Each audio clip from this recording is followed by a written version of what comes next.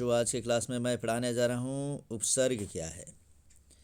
उपसर्ग और प्रत्यय दोनों शब्दांश होते हैं जो एक एक करके हम पढ़ेंगे और समझेंगे। बोर्ड की परीक्षा में उपसर्ग से 2 नंबर का क्वेश्चन पूछता है और प्रत्यय से भी कम से कम 3 से 4 नंबर का क्वेश्चन पूछता है।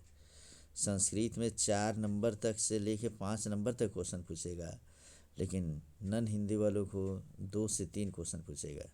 तो इस तरीके से हम पहले जानेंगे उपसर्ग क्या है। वास्तव में कहा जाए तो उपसर्ग वे शब्दांश है जो किसी शब्द के आगे जुड़कर उसके अर्थ को बदल देते हैं।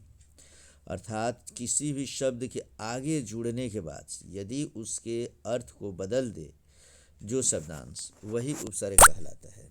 सच पूछें तो उपसर्ग 2 शब्दों के मेल से बना है, उप तथा सर्ग। लिखेंगे उप प्लस सर्ग। उप का मतलब होता है समीप और सर्ग का मतलब होता है सृष्टि करना। किसी भी शब्द के समीप किसी अन्य शब्द की सृष्टि करना उपसर्ग कहलाता है। संस्कृत में उपसर्ग की संख्या 22 होती है। अब कौन कौन से उपसर्ग, उसका अर्थ क्या, अब बने हुए शब्द क्या है, ये यहाँ से देखेंगे। जैसे हमने बोला प्र, तो प्र एक उपसर्ग हो गया जिसका मतलब होता है अधिक या आगे। प्र से बने हुए शब्द हो गया प्रकार, प्रवेश, प्रचार। अगर इसी को संस्कृत में बोलना हो तो बोलेंगे प्रकारः, प्रवेशः, प्रचारः। इस तरीके से कहीं मैं विसर्ग लगाया हूँ और कहीं विसर्ग छोड़ दिया हूँ। इससे हम दोनों हिस्सा एक साथ क्लियर करेंगे, संस्कृत वाला भी और हिंदी वाला भी। हिंदी के बच्चे विसर्ग जहाँ संस्कृत में लगाना होगा संस्कृत में लगाएंगे, और जहाँ नहीं लगाना हो, हिंदी में होगा तो नहीं लगाएंगे और संस्कृत में रहता है तो लगाएंगे। तो प्र से बना हमारा प्रकार, प्रवेश, प्रचार। इसी को हम संस्कृत में कह सकते हैं प्रकारः, प्रवेशः, प्रचारः। उसी प्रकार परा, परा का मतलब होता है पीछे या उल्टा। जैसे परा से शब्द बनेगा पराजय, पराभव, परामर्श। बोर्ड के एग्जाम में पूछता है कि परा उपसर्ग से कोई शब्द बनाएं, तब हम लिखेंगे पराजय या पराभव या परामर्श, पराक्रम। ऐसा कोई भी शब्द बना सकते हैं हम लोग। कभी कभी उल्टा पूछता है, जैसे देता है कि पराजय में कौन सा उपसर्ग लगा हुआ है, तो हम बोलेंगे पराजय में परा उपसर्ग लगा हुआ है। कभी कभी पूछता है इसी क्वेश्चन को कि पराजय शब्द जो है इसका मूल शब्द क्या है, तो मूल शब्द बोलेंगे जय और इसका उपसर्ग हो जाएगा परा, और परा से बन गया पराजय, पराभव या परामर्श। उसी में अप का मतलब होता है बुरा। इसे शब्द बनेंगे अपमान, अपकार, अपवाद। अन्य शब्द भी आप अपने मन से बना सकते हैं। इसमें 2-3 जो दिया हूँ उसे याद करके रखना है सबको। अगला हो गया सम। सम का मतलब होता है अच्छा, जैसे संवाद, संसार, संस्कार। तो पूछता है इम्पोर्टेंट क्वेश्चन, ये स्टार लगा लोगे इस पर, संसार में उपसर्ग क्या है, तो सम प्लस सार से बनता है संसार। उसी में संस्कार का उपसर्ग क्या है, तो देता है संग, सम, तो हम सम लिखेंगे क्योंकि सम प्लस कार से बनता है संस्कार। उसी तरीके से आएगा अनु। अनु का मतलब होता है पीछे, और इससे शब्द बनेंगे अनुभव, अनुकृति, अनुवाद।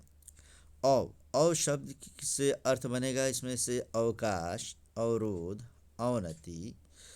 निस या निर शब्द से बनेगा, दोनों का अर्थ होता है बाहर।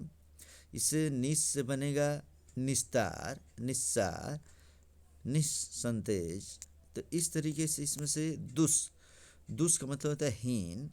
दुस से शब्द बनेंगे हमारे दुष्कर, दुष्कर्म, दुस्तरह या दुस्तर।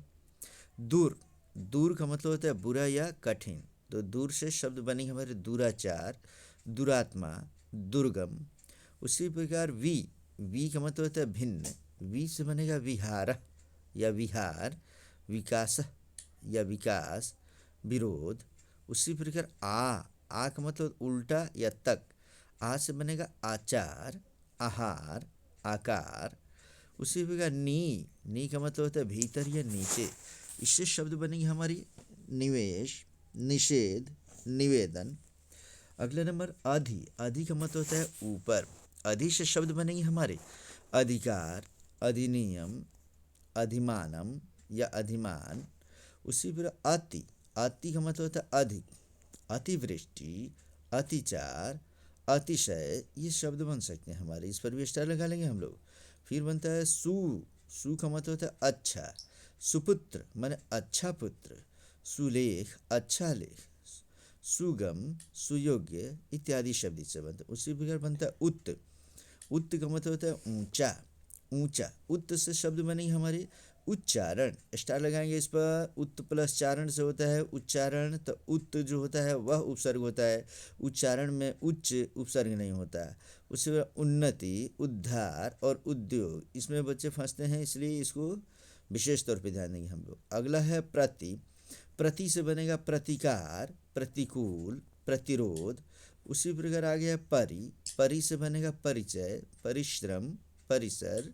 उसी प्रकार उप का मतलब होता है निकट, तो उप का मतलब हो गया उपकार, उपद्रव, उपहार, उपराष्ट्रपति, उपवन, ये सभी शब्द हम बना देंगे इससे।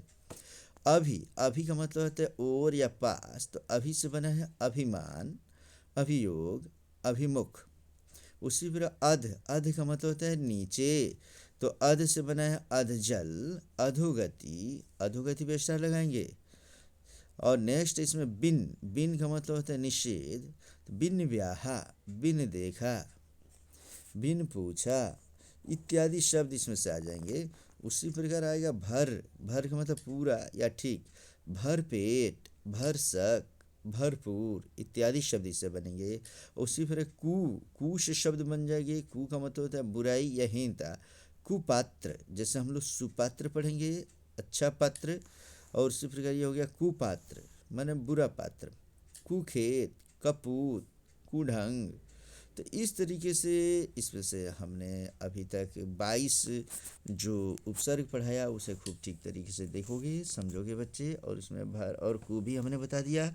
अब आगे हम इसी में पढ़ेंगे हिंदी के उपसर्ग। हिंदी के कई उपसर्ग होते हैं जिससे तुम्हें अलग अलग शब्द बनाने हैं बच्चे। जैसे देखो अन का मतलब होता है निषेध, अन से शब्द बन गया अनमोल, अनजान।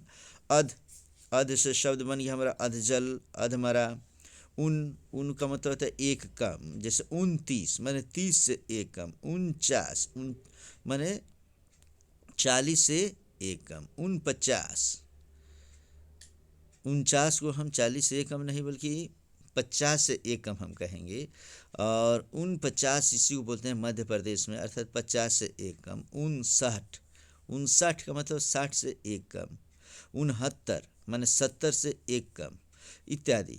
आगे हो गया भर का मतलब होता है पूरा, भर से बनेगा भर पेट, भर सक। फिर है दू का मतलब होता है बुरा, दू से शब्द बनेंगे दुराचार, दुशासन इत्यादि शब्द बनते जाएंगे। नी का मतलब होता है अभाव या विशेष होता है, निकम्मा, निडर। अब उसी फिर का का मतलब होता है अभाव, इससे शब्द बनाना है तुम्हें और मुझे सेंड करना है। क से शब्द बनाएंगे, कु से बनाएंगे, औ से बनाएंगे, भर से बनाएंगे, सु से बनाएंगे, पर से बनाएंगे और बिन से बनाएंगे। ये सब से एक एक वर्ड बनाकर और मुझे भेजना है। और इसी के साथ हम थोड़ा सा उर्दू के भी उपसर्ग पढ़ लेते हैं। जब उस उपसर्ग की शुरुआत कर लिए हैं तो उर्दू में उपसर्ग को लाहका कहते हैं। क्या बोलेंगे? लाहका। अगर कहेगा जैसे लाहका और शाबका दो शब्द होते हैं उर्दू में। लाहका का मतलब होता है उपसर्ग और शाबका का मतलब होता है प्रत्यय। तो हम पढ़ रहे हैं लाहका या उर्दू के उपसर्ग। उर्दू के उपसर्ग काफ़ी इम्पोर्टेंट होते हैं और इसकी बार बार इस्तेमाल लोग करते हैं लेकिन इसका अर्थ नहीं जानते। तो आप जानोगे कि अर्थ भी क्या होता है। जैसे ला का मतलब होता है बिना, जैसे लाचार, लाजवाब माने जिसका जवाब नहीं हो, बिना जवाब का जो हो उसे क्या बोलेंगे? लाजवाब बोलेंगे।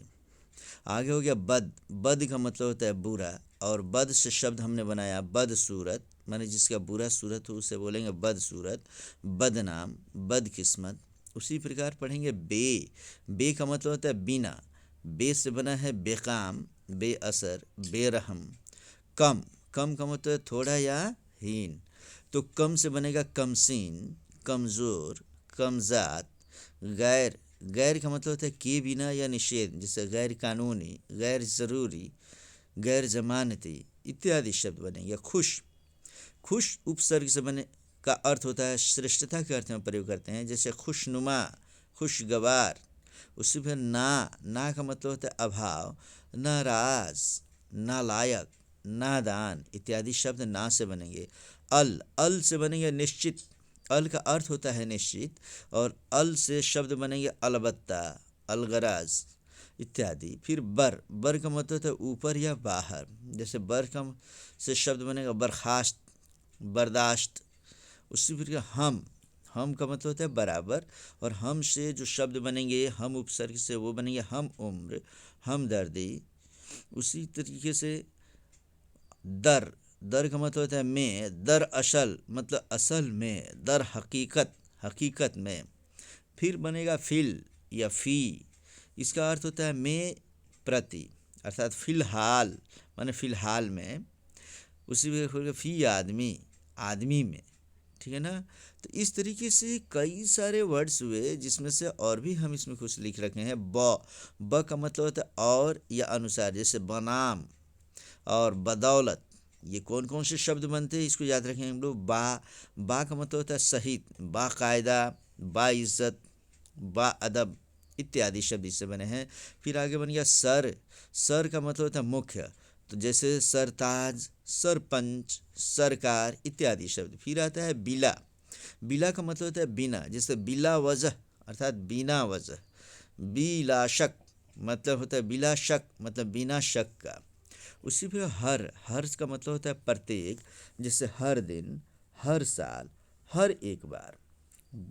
अगला शब्द है बिल का मतलब होता है के साथ, जैसे बिल आखिर माने आखिर के साथ, बिल्कुल, बिल वजह माने इत्यादि शब्द इसमें से हमारे उर्दू के उपसर्ग थे।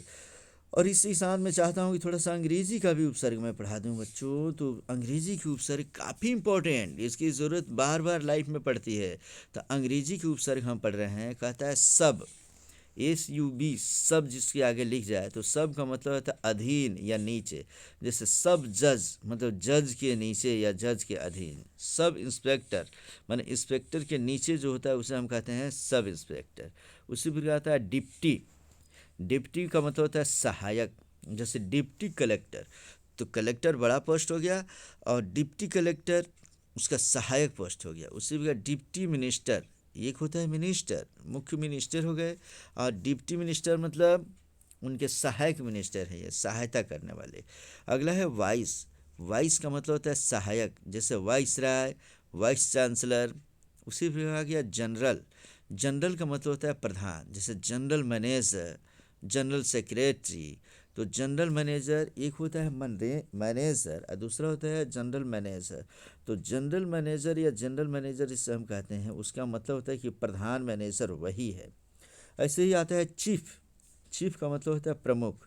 तो चीफ प्रमुख होता है तो मतलब चीफ मिनिस्टर माने जो प्रमुख मिनिस्टर होगा उसे हम बोलेंगे चीफ मिनिस्टर। चीफ इंजीनियर सबसे मुख्य जो इंजीनियर होगा उसे हम बोलेंगे चीफ इंजीनियर।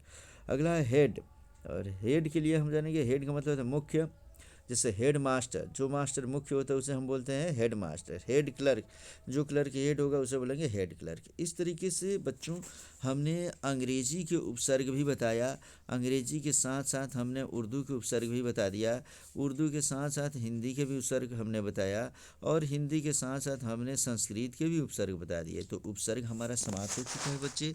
इतना उपसर्ग अगर पढ़ते हो, तैयार करते हो, तो फिर परीक्षा में किसी प्रकार की डर भय नहीं है।